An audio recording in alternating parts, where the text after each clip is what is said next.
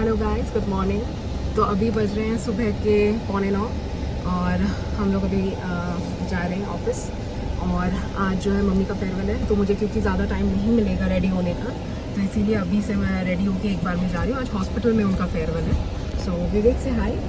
Hi. Okay, so see you guys.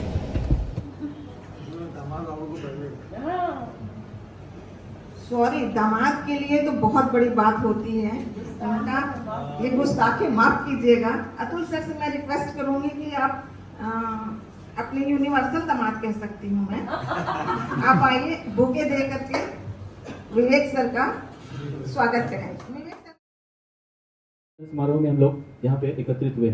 ये अब Dhanvantari hospitals में स्पेशलिस्ट डॉक्टर्स के नंबर्स में कमी आ रहा है। ये एक चिंता का विषय है क्योंकि एनेस्थेसिस्ट तब जा रही हैं जिस समय सर्जन ज्वाइन किए हैं इस हॉस्पिटल में। तो इसीलिए एनीवे अब सबको एक दिन आगे जाना ही है। मैं पहली बार मैडम से मिले थे फरक्का में। उस समय मैम ट्रांसफर होकर आई थी तालचेर में एज एनेस्थेसिस्ट ज्वाइन किए फरक्का। उस समय फरक्का में बहुत सारे केसेस होते रहता था। एक हमारे वहाँ पे 2 हॉस्पिटल है, एक पीटीएस है गंगा नदी के उस पार और एक टीटीएस है गंगा नदी के इस पार। तो हम टीटीएस हॉस्पिटल में पोस्टेड थे। इनका मैम का पोस्टिंग हुआ था मेन पीटीएस हॉस्पिटल में। तो यहाँ पे हमारे साइड में डॉक्टर पीके सिंह थे सर्जन, और उधर भी गायनिकोलॉजिस्ट थे। डॉक्टर पीके सिंह की वाइफ भी गायनिकोलॉजिस्ट थी। तो इसीलिए मैम को गीताश्री मैम को वो अप डाउन करते रहना पड़ता था। कभी उधर का ओटी मैनेज करती थी तो कभी इधर का ओटी मैनेज करती थी। ऐसे करके बहुत अच्छा से स्मूथली उनका समय बिता था फरक्का में। बहुत सारा कॉम्प्लिकेटेड केसेस जो कि आने के बाद कुछ दिन पहले मैडम के साथ बैठ के हम लोग बात कर रहे थे, उस समय पता चला कुछ नए डॉक्टर्स आए हैं फरक्का में, आए थे मैडम के समय, जिस लोग की एक सर्जरी, सिंपल सर्जरी 4-4 घंटा 6-6 घंटा तक कर रहा था बैठ। अब पूछा देखें, जो कि बहुत ही रिस्की जॉब है क्योंकि उतना लंबा समय तक पेशेंट को एनेस्थेसिया देकर रखने से कार्बन डाइऑक्साइड कंसंट्रेशन अगर बढ़ जाए ब्रेन में तो कभी भी कुछ मतलब दुर्घटना हो सकती है। उसको मैनेज करते रही मैडम, करके फाइनली सक्सेसफुली पेशेंट को ओटी टेबल से रिवाइव कराई। तो इस टाइप का केसेस करवा के आई हैं। यहाँ भी आने के बाद बहुत सारा कॉम्प्लिकेटेड केसेस मैनेज की हैं। हम लोग एक साथ कोलकाता में जोका, जहाँ पे IIM है, इंडियन इंस्टीट्यूट ऑफ मैनेजमेंट, वहाँ पे हम लोग का 15 डेज का 2 वीक्स का एक उस समय कोर्स होता था, कैप्सूल कोर्स। अभी ये PMI में होता है। ये एक्चुअली हायर मैनेजमेंट लोगों के लिए है, जिन लोगों की DGM से AGM लेवल में शिफ्ट करना है, उन लोग को ये ट्रेनिंग दिया जाता है। मोस्टली पहले जितना भी इंडियन इंस्टीट्यूट ऑफ मैनेजमेंट है वहीं पे कराया जाता था। तो हम और मैडम एक साथ में कोलकाता IIM में किए थे, और भी 2 डॉक्टर आए थे दूसरे प्रोजेक्ट से। तो उसी समय हम लोग क्लास में एक साथ में मतलब नॉलेज शेयर करना, उसके बाद कुछ प्रोजेक्ट वर्क मिलता था वो साथ में मिलकर करना, ऐसे करके वहाँ पे हम लोग का थोड़ा समय एक साथ बीता था। पर रिहान आने से पहले मैम को बहुत ज़्यादा मन नहीं था रिहान आने का, क्योंकि इतना साल से फरक्का में रह गई थी और वहाँ पे धीरे धीरे इनका एक नेटवर्क हो गया था, एक फ्रेंड सर्कल हो गया था, डॉक्टर्स लोग के साथ भी अच्छा रैपो बन गया था। तो मैम कोशिश की थी, यहाँ तक कि स्कोप कॉम्प्लेक्स दिल्ली जाके भी मैंने ट्राई की थी EDHR से मिलके, लेकिन बोलता है ना कुछ अच्छा होना रहता है, कुछ डेस्टिनेशन फिक्स रहता है तो वो होना ही होता ही है, आप चाहे कुछ भी कोशिश कर लो। तो ये सब मैडम के लिए 100% एप्लीकेबल है। मैडम को यहाँ पे आना ही था, बेटी को यहाँ पे विवेक के साथ शादी करवाना ही था, इसलिए मैडम अल्टीमेटली रिहान आई, सानंदा भी आई साथ में। सानंदा को यहाँ पे बहुत मन लगने लगा और अल्टीमेटली सानंदा को विवेक मिल गया। और विवेक को हम लोग इतना अच्छा से जानते हैं क्योंकि वो हमारा क्लब का मेंबर है और उसका नेचर, उसका बातचीत, उसका एक्टिविटी बहुत ही अच्छा लगता है। तो चलो एक अचीवमेंट है ये गीताश्री मैम के लिए कि रिहान, अब तो इनको, हमको लगता है सबसे अच्छा जगह यही है इनके लिए रहने के लिए। अब तो इनको रिहान से जाने का भी मन नहीं करेगा लगता है। अच्छा सर, नेक्स्ट इनको यहाँ आने के बाद धीरे धीरे करके कुछ रिस्पॉन्सिबिलिटी दिया गया, जिसमें अभी रिसेंटली मेरे से वो जब प्रीवियस CMO छोड़ के मतलब जा रही थी, तो मुझे जब डॉक्टर ठाकुर चले गए तो मुझे स्टोर का चार्ज दिया गया और BE वाला पार्ट गीताश्री मैम को दिया गया। उसके बाद से BE में बहुत सारा चेंजेस आया। BE को इनफैक्ट पहले मैनुअल से टोटली इलेक्ट्रॉनिक कर दिया गया, सारा चीज अब ऑनलाइन करना होता है। ये मैडम बाखूबी बहुत इसके साथ बहुत खूबसूरती के साथ उस चीज को मैडम आगे कैरी की।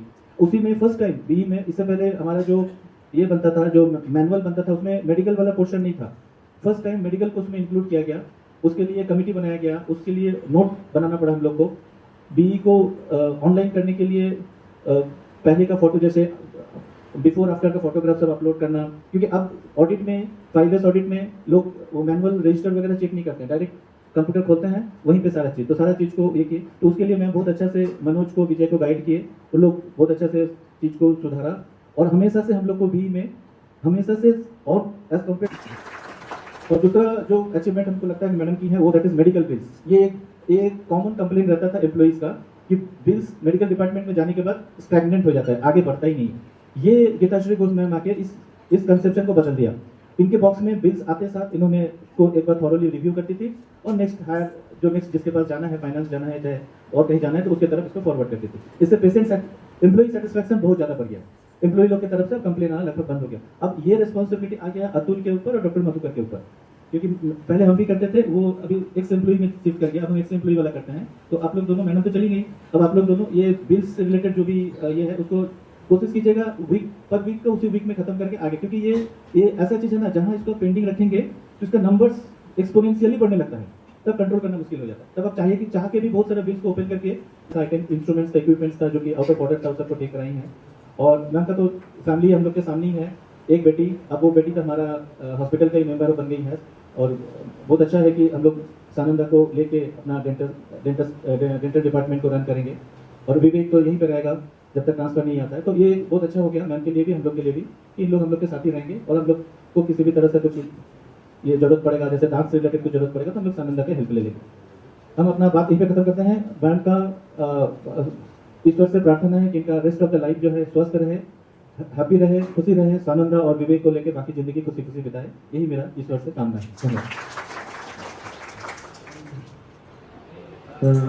Daughter, who is now a part of a doctor fraternity here with us, Dr. Sunanda, and welcome on board the son-in-law, Mr. Vivek ji. Namaskar again to each one of you. Doctor Geetashree Ghosh madam का journey profile Mishra sir ने बहुत ही सुचारू, संक्षिप्त और परिष्कृत भाषा में आप सबों के सामने रख दिया है। तो मेरे लिए नया ऐड करने के लिए ऐसा कुछ है नहीं। मैडम के साथ मेरा interaction small duration phase of 1.5 years है। जब मैं ट्रांसफ़र आउट होके यहाँ पे आ रहा था फ्रॉम तालचर कन्या NTPC प्रोजेक्ट, तो वहाँ के CMO जो उसमें रिटायर हो चुके थे मिश्रा जी, उन्होंने मैडम के बारे में बताया था कि वहाँ पे गीताश्री घोष मैडम है, कोई पॉसिबल हेल्प चाहिए होगा, ऐसा कुछ होगा तो आप ले सकते हैं, बात कर सकते हैं, क्योंकि इधर तालचर में भी थी and she was very helpful there. तो एक ये प्री नोट के साथ जब बात हो रही थी तो हैड कम ओवर है। And to my surprise and to the reality, she is a very approachable lady, very humble lady. आप उन्हें विश करें उससे पहले वही आपको विश कर देती हैं। That's a very best speciality of her which I noted. कई बार हम लोग सीनियर्स हो जाते हैं तो हम उम्मीद करते हैं कि हमारा जूनियर पहले हमें हेलो बोले तब हम हेलो बोलेंगे, but this is a unique quality which I notice in her, कि आप उन्हें हेलो बोलें इससे पहले वही आपको हेलो बोलेंगी। It's a humility which really is very touching.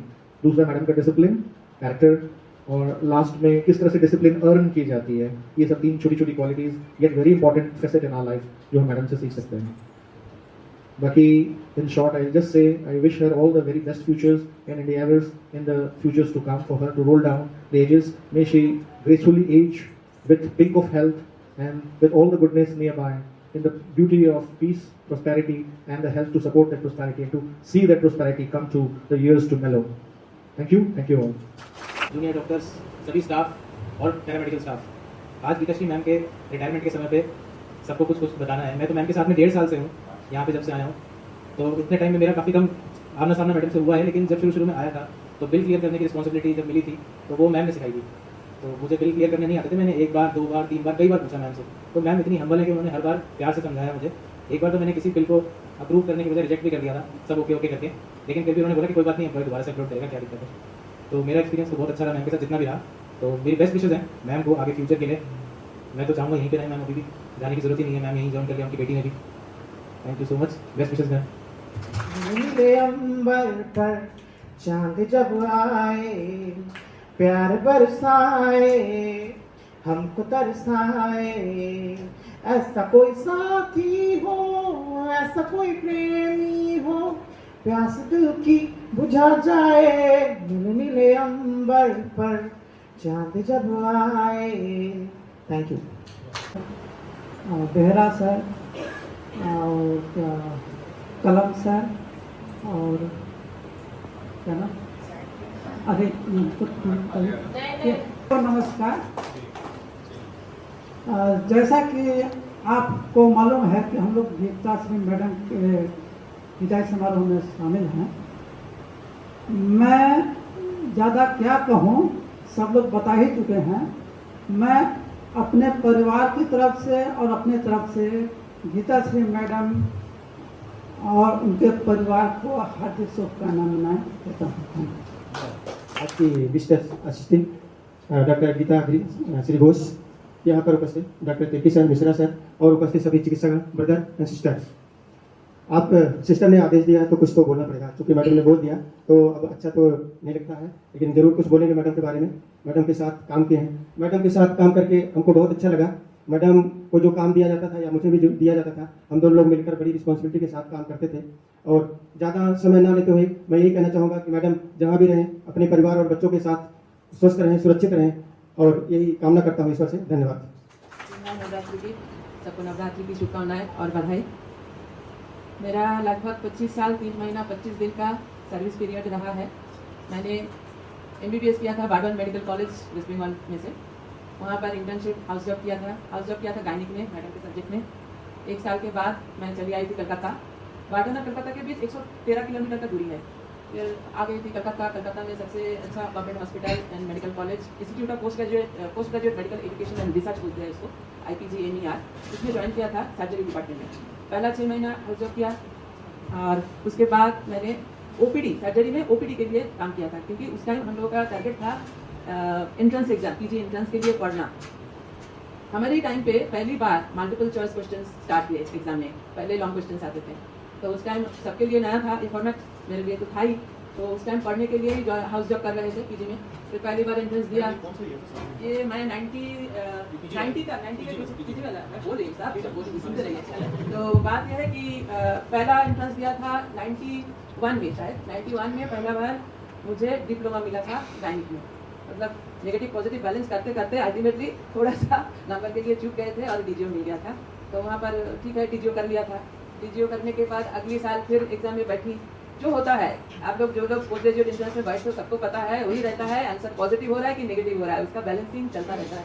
तो नेक्स्ट ईयर मुझे मिला डिप्लोमा इन एनेस्थीसिया, और उसी इंस्टीट्यूट से जहाँ मैं हाउस जॉब कर रही थी सर्जरी में। तो फिर ज्वाइन कर लिया। बेकार बैठे रहने से टारगेट था MD-MS करने का, लेकिन मिल रहा है डिप्लोमा। फिर डिप्लोमा इन एनेस्थीसिया वहाँ पर करते करते, ऐसा एनेस्थीसिया मेरा पसंद का सब्जेक्ट तो था नहीं, लेकिन करते करते सीख गई। और जहाँ पर हम लोग पढ़ रहे थे वहाँ पर थ्योरी पढ़ना है तो खुद से पढ़ो, थ्योरी खुद को संभालना है, प्रैक्टिकल काम सीखना है। प्रैक्टिकल काम जो हर एक OT में ड्यूटी लगा दिया जाता था, इमरजेंसी ड्यूटी, और जो मेन कोल्ड इलेक्टिव केसेस करने के लिए घुमा के एक बारी में 1 महीना 1.5 महीना 2 महीना करके हर एक OT में, वो काफ़ी बड़ा इंस्टीट्यूट हॉस्पिटल था, तो सारे डिपार्टमेंट में हम लोगों को घुमाया जाता था काम सीखने के लिए। तो उसी टाइम पे जो हम लोग सीख लिए हैं, मतलब उसी का असर चल रहा है अभी तक। तो उसके बाद फिर 1 साल शायद मैंने एग्ज़ाम से पहले मेरा सीवियर चिकन पॉक्स हो गया था, मैं बैठ नहीं पाई थी। फिर अगले साल गई थी किसी हेल्थ सर्विस ज्वाइन करने के लिए गांव में। वहाँ 1 महीना रुकी थी। किस तरह से रुकी थी वो बहुत मज़ेदार कहानी है। मतलब सुबह 5 बजे से पेशेंट आना शुरू होता था, शाम को 7 बजे तक पेशेंट आता था। मतलब हर मिनट आप नहाने खाने टॉयलेट जाने का टाइम नहीं मिलेगा, इतना पेशेंट आते थे। मैं अकेले, मैं थी मेडिकल ऑफिसर और एक BMOH थे। BMOH क्या करते थे, रात को आकर सिर्फ सो जाते थे, रात को कोई पेशेंट नहीं आता था। तो दिन भर मैं संभालती थी। और वहाँ पर क्या था, क्वार्टर्स तो टूटा फूटा, शाम होगा 5 बजे लाइट चली जाएगी और वहाँ पर हालत है चारों ओर सांप ही सांप, घर के माथे जीना मुश्किल। पानी नहीं है, एक ट्यूबवेल रहता था, उसको पूछ करके पानी बाल्टी भर के, एक घर के अंदर टैंक होता था उसमें पानी भरना था। तो हमारी बस की बात नहीं था वो ट्यूबवेल से पानी निकाले हम, ऐसी हालत थी। ये काम करने के लिए एक छोटी लड़की आती थी, वही पानी भर देती थी। मान लो कि दिसंबर जनवरी के महीने में मतलब हार्डली 15 दिन नहा पाए थे, पानी नहीं है, इस तरह का चलता था। हाँ, तो वहाँ पर 1 महीना सर्विस करने के बाद पता चला मेरा ज्वाइनिंग डॉक्यूमेंट CMOH ऑफिस में गया ही नहीं है, मुझे सैलरी भी नहीं मिलेगा। तो मैं अपने खर्चे से 1 महीना 1.5 महीना चलाई। फिर उसके बाद मेरे मम्मी पापा भी साथ में थे। इसी चक्कर में एक मज़ेदार बात भी करूँ, उस टाइम पे जो क्वार्टर्स मिला था, दो रूम था, एक किचन एक टॉयलेट। तो पता ही चल रहा है कि पानी भर के टॉयलेट चलाना पड़ेगा आपको, नहीं तो टॉयलेट का कोई वैल्यू नहीं है, बिना पानी के टॉयलेट। तो उस रूम में हम लोगों को जो पंचायत वो सब जो लोग आए थे, हम लोगों को बोल के गए थे कि ये सामने वाला रूम में आप रहिए, अंदर के रूम में रहने की ज़रूरत नहीं है। तो ज़रूरत नहीं है, हम लोग वही समझ लिए थे। रात को क्या होता था, हम लोग सब सो गए तो लैंटर्न लेके रात बिताना पड़ता था। सो गए, अचानक से सुनेंगे मेरे किचन में अचानक से सब गिर रहा है, बर्तन बहुत साउंड आ रहा है, सब गिर रहा है। मैं और मेरे पापा टॉर्च लेके लैंटर्न लेके पूछ रहे क्या हुआ, कितना कुछ गिर रहा है, कहाँ से गिर रहा है। जाके देखूंगी सब कुछ सही है, कुछ नहीं है, सब कुछ सही है, फिर साउंड कहाँ से आ रहा है कुछ पता नहीं चला। रात को सुनाई देगा दूर से कोई रो रहा है, धुआं निकल रहा है, कोई रो रहा है, क्या बात है भाई, क्या चल रहा है, हम लोगों को कुछ पता नहीं था। तो फिर इस तरह से 1 महीना बिताए। फिर उसके बाद जब सैलरी भी नहीं मिला तब मेरे पापा भी थोड़ा बीमार पड़ रहे थे। मेरी मम्मी बोले भाई चलो बहुत हो गया, चलो कि ये नौकरी और नहीं करने लायक नहीं है। तब मेरा वो एंट्रेंस का प्रिपरेशन भी रुक गया था, दिन भर पेशेंट देखते रहते। तो फिर चली गई वापस, फिर पढ़ने लगी। 1 महीना भी पढ़ी नहीं थी शायद, तो एंट्रेंस में फिर बैठी। उस टाइम मेरे भैया का भी कुछ बीमारी था, कुछ ऑपरेशन वगैरह होना था। फिर उसके बाद अचानक से मेरे एक दोस्त ने फोन किया, अरे पीजी रिजल्ट आ गया, देख ले। उस टाइम से वो इंस्टीट्यूट के दीवार से चिपका देते थे रिजल्ट, हम लोग वहाँ जाके देख लेते थे क्या रिजल्ट। फिर वहाँ जाके देखती हूँ, मेरा नाम निकला है एमडी में, लेकिन एनेस्थीसिया में, गायनिक में और नाम नहीं आता। अच्छा, उसके बीच में जब मैं कोलकाता वापस आ गई थी हेल्थ सेंटर से, तब एक दिन मैं अपने घर वालों को स्टोरी सुना रही थी कि क्या क्या होता था, रात में बर्तन गिर रहा है, कुछ गिर रहा है, साउंड आ रहा है, हम लोग जा रहे थे, कुछ नहीं आया। तो फिर बोलते बोलते उन लोगों को ये स्टोरी सुनाते सुनाते लगा, अरे ये तो भूतिया किससे लगा है भाई।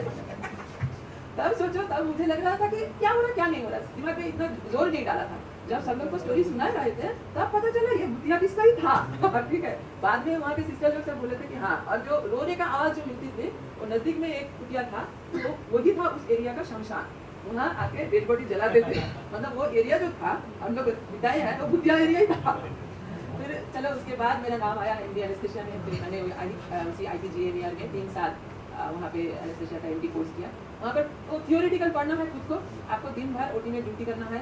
मेरा तो पहला 6 महीना बीता था कार्डियोथोरेसिक सर्जरी में, सुबह 9 बजे घुसती थी, रात को 8 बजे निकलती थी, ये हाल था। तो लेकिन हाँ, वहाँ पे जितना सीखा था बहुत बढ़िया था। जो एनेस्थीसिया तो MBBS लेवल पे कुछ पढ़ाया नहीं जाता, जो भी सीखना होता है पोस्ट ग्रेजुएट लेवल पे। और आप लोगों को पता होगा एनेस्थेटिस्ट के जॉब मतलब बहुत रिस्की जॉब होता है, आपको खुद का काम भी संभालना होता है, और आपके साथ जो लोग काम कर रहे हैं, सर्जन कैसा है उसके ऊपर बहुत डिपेंड करता है।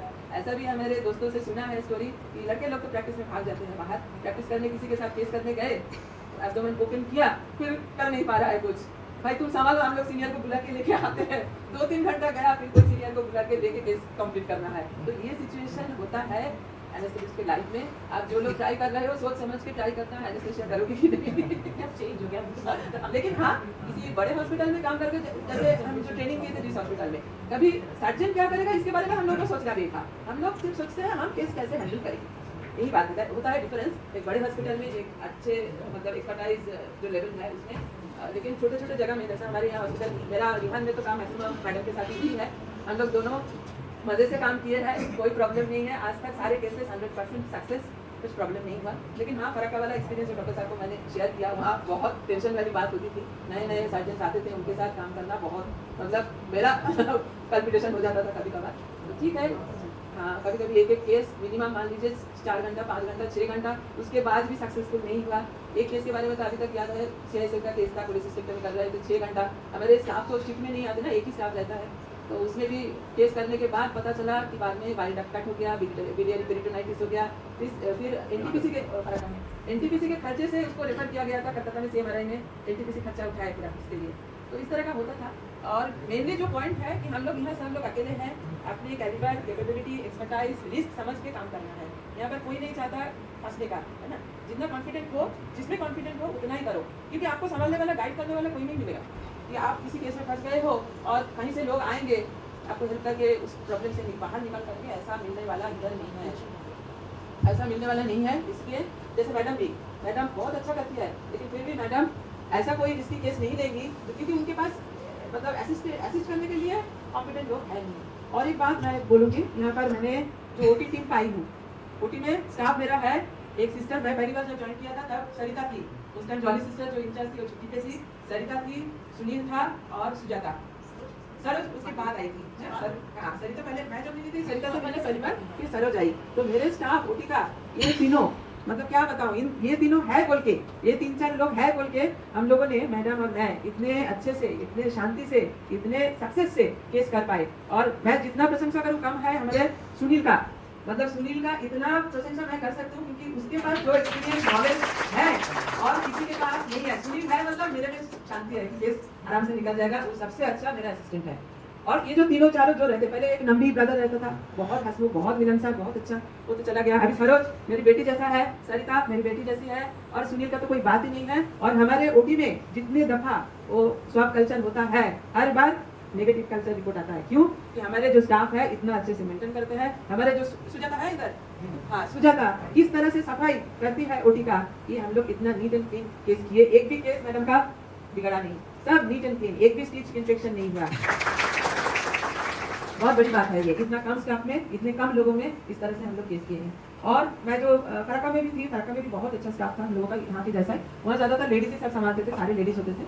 लेकिन यहाँ पर भी मैं पहली बार जब ओटी स्टाफ से मिलने आई, इन लोगों से बात करके ही मुझे पता चला, मुझे यहाँ भी बहुत अच्छा टीम मिला। और यहाँ जैसे डॉक्टर साहब बता रहे थे IIM जोका के बारे में, सच में हम लोग उस टाइम पे फिर चले गए थे कॉलेज लाइफ में ना, हॉस्टल में रहना, हॉस्टल में खाना मिल रहा है, कुछ चिंता नहीं है खाना बनाओ क्या बाजार करो क्या कुछ, खाना ऐसे मिल रहा है। और हम लोग दिन भर 9 से 5 बजे तक क्लास कर रहे थे। और हम दोनों डॉक्टर थे फराका से, और भी स्टाफ, डॉक्टर विजय अभी कहाँ, डॉक्टर विजय, डॉक्टर साहब, मैं और डॉक्टर विजय, ये तीनों एक टीम मेंबर थे। और फराका से भी कई मतलब काफी ज्यादा एम्प्लॉयज आए थे, एग्जीक्यूटिव आए थे, गाँव से आए थे, बहुत जगह से आए थे। और सबसे मजेदार बात है, वहाँ पर मैनेजमेंट इंस्टीट्यूट में क्या होता था, टीम बांट दिया जाता था। कुछ भी एक्सपेरिमेंट करना है, कुछ डिबेट करना है, टीम बांट दिया जाता था टीम में। और मैं तो पूरा ब्लैंक ऐसा ही गई थी, पूरा लग रहा था कि नहीं कॉलेज में फिर से दाखिला मिला है। और सबसे मजेदार बात यह है, जब भी कुछ टीम वर्क की बात होती थी, चाहे वो डिबेट हो, और हम लोग डॉक्टर तो थोड़ा एजेड ही होते हैं इंजीनियर्स के जगह पे, जब भी कुछ टीम वर्क होती थी, मतलब फराका वाले साहब टीम लीडर कौन बनेगा, मैडम बनेगी, पूरा इशारा करते थे मेरे तरफ, और मुझे करना पड़ता था। मैं कभी कभी सोचती यार भाई मुझे छोड़ दो लेकिन बहुत एंजॉय किया था ना डॉक्टर साहब, उस टाइम बहुत मजेदार पीता था। और डॉक्टर साहब बहुत अच्छा गाना भी गाते हैं। झा साहब थे IIM कलकत्ता के, वो हमारे कोऑर्डिनेटर थे, और वो बहुत पहचान गए थे मुझको। हर बार डॉक्टर घोष मुझे पूरा अलर्ट रहना पड़ता था, अरे क्वेश्चन मेरे तरफ आ जाएगा। तो इस तरह से चलता था, बहुत अच्छा बीता था। और कल्चर में तो मैं जब ज्वाइन किया था, उस टाइम पे सिर्फ CMO थे NTPC के, उनके बाद एक सेकंड मेडिकल ऑफिसर थे, और मैं 3rd NTPC का ज्वाइन किया था। लेकिन वहाँ पर तब कोई नहीं था, ना सर्जन ना गायनेकोलॉजिस्ट, कोई नहीं था। मेरे ज्वाइन करने के टाइम भी कुछ नहीं था, तो मैं सिर्फ OPD में ओडिया पेशेंट देखती रहती थी। और मेरा ट्रांसफर ऑर्डर भी आ गया था 6 महीने के अंदर फराका जाने के लिए। तो जिस दिन जाना है उसके एक दिन पहले एक यंग लड़का सर्जन बन के आ गया, और CMO मुझे रोक लिया, निकलने नहीं दिया। वो बहुत दुख की बात हो गई थी उस टाइम पे। 5 साल फिर मैंने वहाँ बिताया। वहाँ पर OT नहीं था, लेबर रूम को हम लोग नेक्स्ट OT बनाए थे, लेबर टेबल पे OT टेबल बनाए थे, एक एनेस्थेसिया मशीन आया था। वहाँ पर बहुत केस कराया मैंने, उसी हालत में, गायनिक बोलो, सर्जरी बोलो, ऑर्थोपेडिक बोलो, बहुत केस कराए थे उस टाइम पे। तो उसके बाद 5 साल के बाद फिर मुझे ट्रांसफ़र मिला फराका के लिए अपने स्टेट में। और उस टाइम इतना ज़्यादा ट्रांसफ़र नहीं करते थे, तो जैसे ही मुझे फराका आने का मौका मिला, मैं बहुत रिलैक्स हो गई कि अरे भाई अभी फराका आ गई हूँ अपने स्टेट में, पूरा यहाँ सब लोग बोलते थे यहाँ से आपको रिटायरमेंट हो जाएगा, अब कहीं नहीं जाना है। तो फराका, लेकिन फराका में ये बात था, फराका में कोई आना नहीं चाहता था, क्योंकि फराका में एक बहुत दुखद घटना हुई थी। एक पेशेंट एक्सपायर हो गया था OT के बाद, और जो होता है एनेस्थेटिस्ट को ब्लेम किया गया, एनेस्थेटिस्ट को पुलिस लेके गए सामने, फिर बाद में सुना था कि उन्होंने कर लिया था।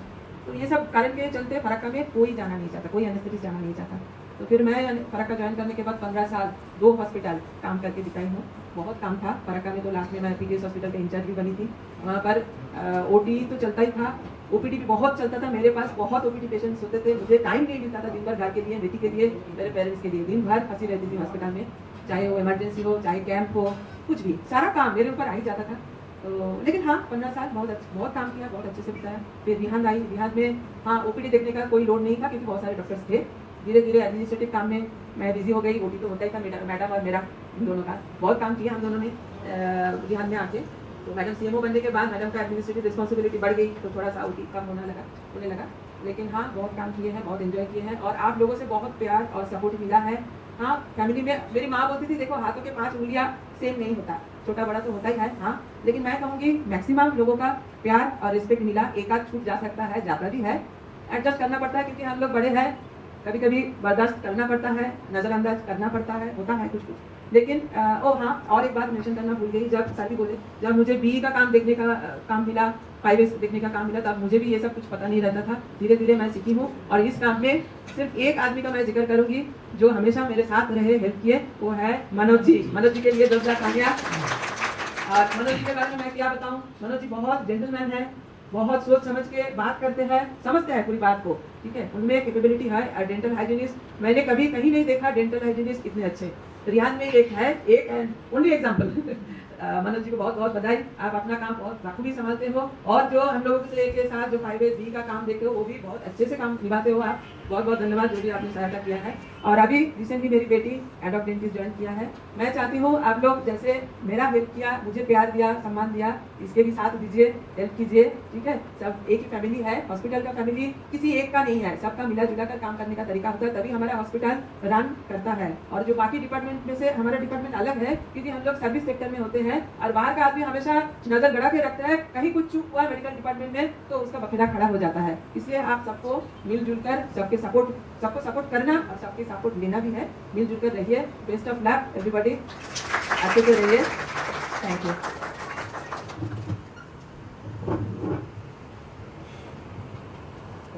और यहाँ पे उपस्थित सभी अस्पताल के कर्मचारीगण और ऑब्वियसली आज के chief guest madam Geeta Shri और उनकी family, doctor Sanandan Vivek ji. Madam के लाइफ की हर एस्पेक्ट हम लोग सब डिस्कस हो ही गया है। और वैसे मैडम बड़ी इंट्रोवर्ट थी, आज उन्होंने जिस तरह से हर चीज़ अपनी लाइफ की बताई है, जो शायद हम लोग की जो जनरेशन एक्स है, हम लोग ने काफ़ी वेरिएशन देखी है लाइफ में, from not technology to super technology, और हर चीज़ को अडॉप्ट करना पकड़ना, जो कि millennials and Gen Z generation के लिए मतलब ईजी होता है, ये वाली बात है। और तो सारे एस्पेक्ट बात कर ही लिया है, बस मैं दो चीज़ कहने लगूंगी कि मैडम बहुत ही कूल एनेस्थेटिस्ट थी। तो डिफिकल्ट केस भी होता था, कहती थी मैडम सारा आप लिखवा लीजिए उससे और कर लीजिए, PIH के पेशेंट्स हैं या थोड़ा हाई रिस्क है, कहते थे पूरा ले लीजिए। और बड़े अच्छे से पेशेंट को भी समझा देती थी, मुझे तो समझाना नहीं पड़ता था मरीज को। और स्पेशली जब पहले भी जब जिस दिन का वो भी था फेयरवेल, तो मैंने कहा था कि बड़े स्मूथली वो पेशेंट से बात करती रहती थी पूरे टाइम, ताकि वो एकदम एंजाइटी रहित रहे। तो जब क्योंकि ज़्यादातर स्पाइनल में केसेस होते हैं, पेशेंट बहुत एंशियस होता है, स्पेशली डिलीवरी पेशेंट या पेन में होता है जब मूव करते हैं, तो पूरे समय से बात करती रहती थी। देखते था माइंड हट जाता था, फिर जब बेबी आउट हो जाता करते थे तो वो बड़े आराम से सेडेशन देती थी, लोग ऊपर अच्छे से मतलब पेशेंट मूव हो जाता था। कुछ ज़्यादा ब्लीडिंग हो रही है, कुछ आप एकदम नर्वसली देखो, पर देखते थे मैडम बड़ी कूली करिए, मैडम करिए, मैं देख रही हूँ। तो ये एक होता है, सर्जन गुस्सा होने लगते हैं जल्दी, पर हाँ एनेस्थेटिस्ट कूल होता है तो पूरा माहौल भी कूल रहता है। और दूसरी बात है कि मैडम ने कहा पहले बी कि मुझे छुटकारा दे दीजिए, तो मैंने कहा मैडम आप ही के पास लिखने की कैपेबिलिटी, मैंने देखा जब भी कुछ होता है, कोई लेटर लिखना है, कोई लैंग्वेज बनाना है, वो फटाफट टाइप करके बना देती है। मैंने कहा इसको आप ही कर पाएंगे। और गायत्री जी ने डॉक्टर गायत्री ने बहुत अच्छे से इसको संभाल लिया है, पूरा करेक्शन किया और क्या नल्लम निशान जी को सेटिस्फाई कर लिया, तो उसके लिए भी तालियां। और एक चीज़ और मैडम में क्वालिटी कि वो अगर कोई नाइंसाफी हो रही है, कुछ नहीं हो रहा, तो उसके लिए वो स्टैंड अप कर जाती हैं। वो स्पेट को स्पेट बुलाने में कभी घबराती नहीं थी, हम लोग घबराते हैं या ज़्यादा नहीं बोलना चाहते हैं, पर हाँ मैम स्टैंड अप ले लेती हैं। और एक जॉब में ये क्वालिटी होना बड़ा दमदार माना जाता है, तो वो स्टैंड अप ले लेती हैं, कुछ गलत हो रहा है तो तुरंत मुँह पे बता भी देती हैं। और वैसे बेबाक दिल की है, मतलब साफ दिल की है, जो उनके मन में बता देंगी, पर ऐसा कुछ वो नहीं है। और इन्होंने काफ़ी मुझे हेल्प किया एडमिनिस्ट्रेटिवली, जब मैं शुरू में थी, मैं इनसे पूछती थी मिश्रा सर से, तो मुझको बहुत अच्छा सपोर्ट मिला है। और मैं चाहूँगी आगे आप आए हमारे यहाँ फिर से ज्वाइन करें और काम करें, ताकि हॉस्पिटल में स्पेशली प्रज्ञा को बहुत ही एंथू सर्जन है, मुझे भी अपना यंग सेल्फ याद आ गया, प्रज्ञा को देखिए ये करते सेडेशन देते वो करते, तो मुझे अपना पुराना सेल्फ याद आ गया। एंड ताकि इसको बूस्ट मिले डॉक्टर प्रज्ञा को। और इन हाउस आज मतलब ठीक है, तुम लोग को तो वेलकम कर लिया, फिर डॉक्टर सनंदा और डॉक्टर शॉन जो हमारे एडहॉक ज्वाइन किए होम्योपैथी, तो इनके लिए भी तालियां, अगर लोग ज्वाइन कर रहे हैं हमारे यहाँ। अभी बड़ा भरा पूरा परिवार लग रहा है, बहुत अच्छा लग रहा है। और हम लोग को दादा व दादी वाली फीलिंग आ रही है, बहुत यंग जनरेशन आ गई है। और जो सारा स्टाफ है आप लोग को सहयोग करेगा, अपना समझ के काम करें तो अच्छा लगेगा। और आगे बढ़े आप सभी लोग करें, हम लोग फुल सपोर्ट में रहेंगे आपके। ये बात है। और तो मैम ने सही कहा है कि अकेले हैं, जो मेरा जैसा जो बहुत सालों काम किया है, हर तरह का केस किया है, तो अकेला होना हमें स्ट्रेस होने लगता है, ये वाली बात है। जहाँ विंध्या चल रही है, पहले बड़ी टीम रहती थी और हम लोग सब 2 ही लोग, सारे लोग आ जाते थे, तो वो एक ज़रूरत होती है। पर हाँ स्टार्ट करना है, बहुत डरना नहीं है, क्योंकि बहुत डरने से फिर मन में बोरियत लगने लगेगी। तो आराम से बेधड़क काम करो, हम लोग सब लोग सीनियर्स लोग आपके पीछे हैं, खड़े रहेंगे। Okay, thank you ma'am, thank you for your services and thank you for your help, will be always be grateful to you. So this was the video, guys. It was indeed a very emotional moment for all of us. Sorry that the video came out to be too long, but please like the video and subscribe to our channel, and also comment below to share your thoughts. Thank you. Thanks for watching.